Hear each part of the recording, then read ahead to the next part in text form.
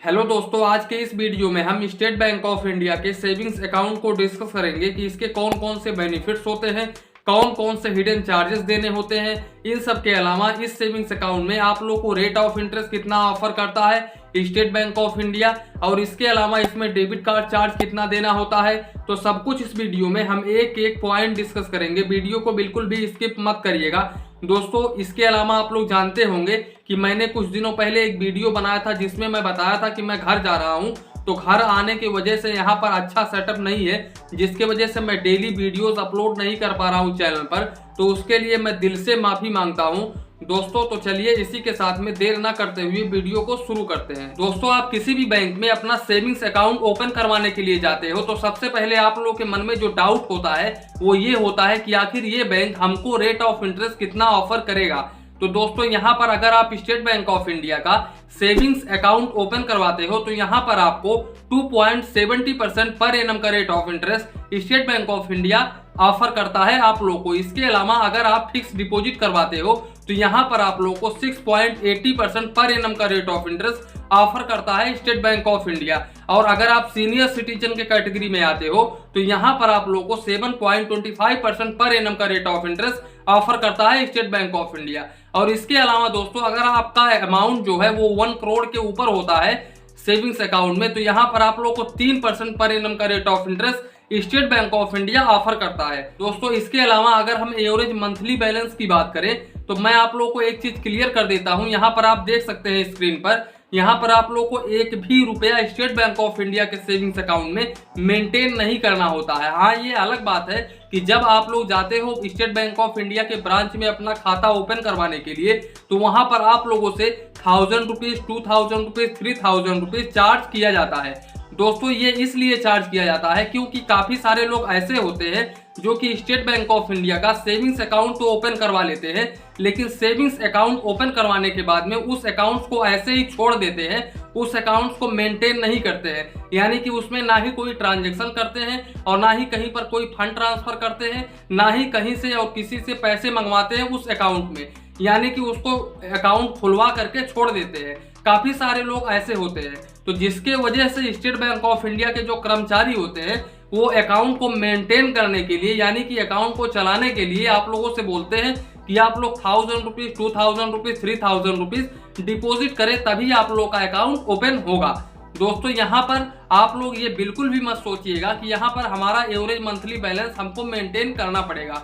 दोस्तों, यहाँ पर जो भी अमाउंट आप लोगों से लिया जाता है वो आपके अकाउंट में जाता है और वो अमाउंट जो है वो आप कभी भी निकाल सकते हैं, यूज कर सकते हैं। अब इसके अलावा जब आप जाते हो अपने ब्रांच में खाता खुलवाने के लिए स्टेट बैंक ऑफ इंडिया में तो काफी बार आपने देखा होगा कि वहां पर आपसे इंश्योरेंस पर चार्ज किया जाता है। तो देखिए दोस्तों, यहाँ पर काफी देखिए जो स्टेट बैंक ऑफ इंडिया है, जैसे कि काफी सारे ऐसे बैंक हैं गवर्नमेंट सेक्टर के, जैसे कि स्टेट बैंक है और पंजाब नेशनल बैंक है और यूनियन बैंक है। ये तीनों बैंक अपने आप में ही बहुत ही बड़े बैंक हैं और जबकि ये सरकारी बैंक है। तो सरकारी जो कर्मचारी होते हैं उन लोगों को तो आप लोगों को पता ही होगा कि जो लोग ब्रांच में जाते होंगे वो लोग कितने थोड़ा आलसी होते हैं, कामचोर होते हैं, इतना ज्यादा फास्ट काम नहीं करते हैं प्राइवेट सेक्टर के इतना। तो यहाँ पर मैं आप लोगों को बता दूं वो इसलिए इंश्योरेंस का जो चार्ज करते हैं क्योंकि उन लोगों को एक टारगेट दिया जाता है कि आप लोग इतना इंश्योरेंस कंप्लीट करिए। हाँ, ये कोई मैंडेट नहीं है कि वो आपका इंश्योरेंस करे तभी ही आपका अकाउंट ओपन होगा,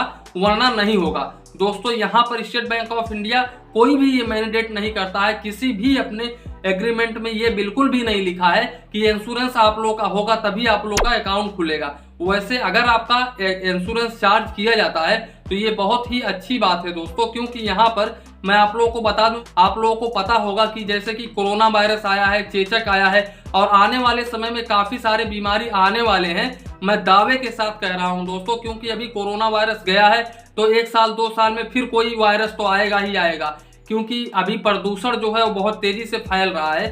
तो यहाँ पर दोस्तों, अगर आप अपना इंश्योरेंस बनवा लेते हो तो उस केस में आप लोगों के लिए बहुत ही अच्छा होता है। आप लोग बोलेंगे क्यों अच्छा होगा? क्योंकि दोस्तों, मिडिल क्लास फैमिली के लिए एक बड़े अस्पताल में इलाज करवाने के लिए उतने पैसे नहीं होते हैं जितने कि एक अमीर आदमी के पास में होते हैं। देने के लिए उनके पास में उतना पैसे नहीं होते हैं, लेकिन अगर वो इंश्योरेंस करवा लेते हैं तो उस केस में इंश्योरेंस का पैसा वो भुगतान कर देते हैं, यानी कि इंश्योरेंस से उनको पैसा मिल जाता है दवा कराने के लिए। तो ये एक बहुत ही अच्छी बात है। अब इसके अलावा दोस्तों इस सेविंग्स अकाउंट में आप लोगों को नो मैक्सिमम बैलेंस दिया गया है।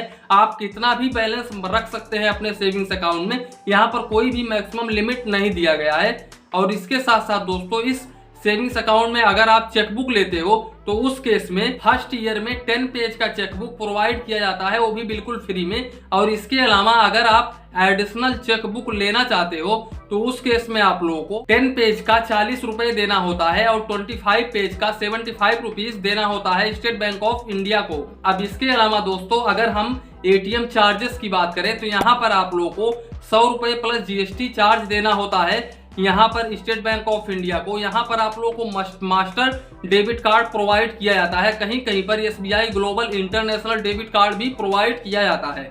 दोस्तों अगर हम इसके लिमिटेशंस की बात करें तो यहाँ पर आप लोगों को total 5 transaction per month free दिया जाता है, जिसमें में से 3 मेट्रो सिटी में होता है और नॉन मेट्रो सिटी में 2 होता है, फाइनेंशियल और नॉन फाइनेंशियल में। और दोस्तों अगर हम इस बैंक के सर्विसेज की बात करें तो यहाँ पर इस बैंक के जो भी सर्विसेज हैं वो मुझे बिल्कुल भी अच्छे नहीं लगते हैं, क्योंकि यहाँ पर मैं जब भी स्टेट बैंक ऑफ इंडिया के ब्रांच में जाता हूँ तो वहाँ पर मुझे अच्छा रिस्पॉन्स देखने को नहीं मिलता है। जो स्टेट बैंक ऑफ इंडिया के कर्मचारी होते हैं वो बहुत ही लूज होते हैं, कामचोर होते हैं, मैं ऐसा कह सकता हूं, क्योंकि दोस्तों मेरे साथ हुआ है ऐसा 2 बार 3 बार 4 बार। हाँ ये मैं मानता हूं कि जितने भी कर्मचारी होते हैं सभी के सभी ऐसे नहीं होते हैं।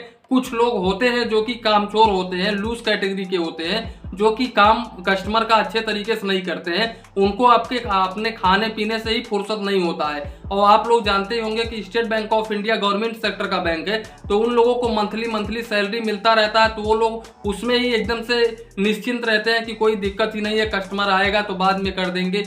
तो कस्टमर लोग भी, जो भी कस्टमर होते हैं वो भी ज़्यादा फोर्स नहीं करते हैं, क्योंकि वो लोग जानते हैं कि ये सरकारी बैंक के अफसर हैं, जिसके वजह से वो लोग ज़्यादा फोर्स नहीं करते हैं। तो यहाँ पर दोस्तों अगर आप यहाँ पर कमेंट अपना करेंगे, ज़्यादा से ज़्यादा कमेंट करेंगे तो हो सकता है इस चीज़ में थोड़ा सा सुधार आए, और मैं चाहता हूँ कि इस चीज़ में थोड़ा सा सुधार आए। तो दोस्तों इसी के साथ में वीडियो समाप्त करते हैं। वीडियो पसंद आया हो तो प्लीज़ वीडियो को एक लाइक करिए और अपने चैनल इंडियन टेक को सब्सक्राइब करिए। मन में कुछ डाउट हो, कंफ्यूजन हो तो प्लीज़ कमेंट करिए। धन्यवाद, मिलते हैं नेक्स्ट वीडियो में।